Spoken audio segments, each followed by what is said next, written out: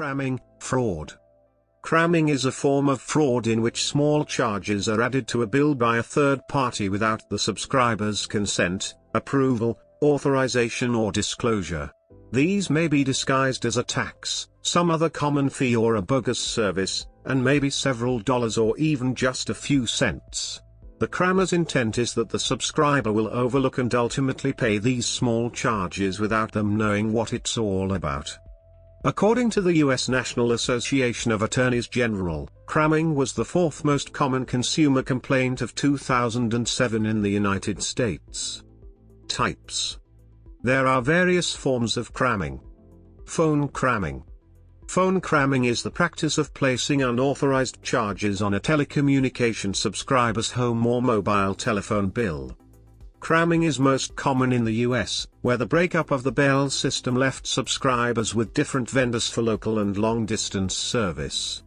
Billing consolidated charges from multiple vendors on one bill, but opened an opportunity, which does not exist elsewhere, for fraudulent vendors to add their own charges to the consolidated bills. This is not the same as telephone slamming, where an existing vendor is replaced with a rival without the client's informed consent.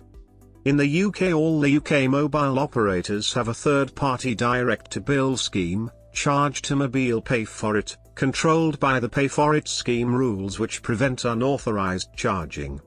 In the USA, an effort to prevent instances of cramming, some members of the third-party billing industry have implemented screening and monitoring measures to identify and eliminate crammers. Some companies offer consumer protection websites to help consumers better understand their phone bill and detect cramming as soon as it occurs. The Federal Communications Commission, FCC, estimates that cramming has impacted tens of millions of American households. Web cramming. Web cramming involves billing consumers for a web page they did not even know they had. Pre-acquired accounts.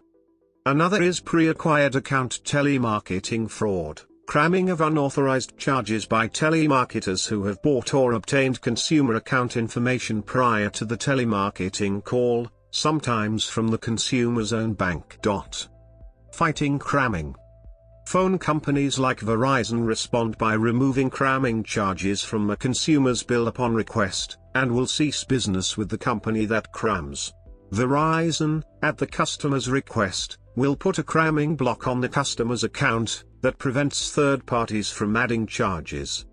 All the UK mobile operators have a third-party direct-to-bill scheme, Charge to Mobile Pay for It, controlled by the Pay for It scheme rules which prevent unauthorized charges. Notable cases. In 2005, the Gambino family admitted to running a cramming operation.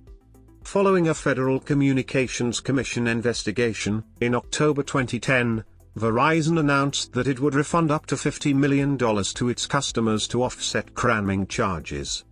In October 2014, AT&T Mobility agreed to pay $105 million in refunds and penalties for cramming for premium-rated short messages. The agreement was the largest such settlement in history. AT&T was accused of keeping at least 35% of the fees, as well as obscuring the charges on bills and preventing customers from securing full refunds.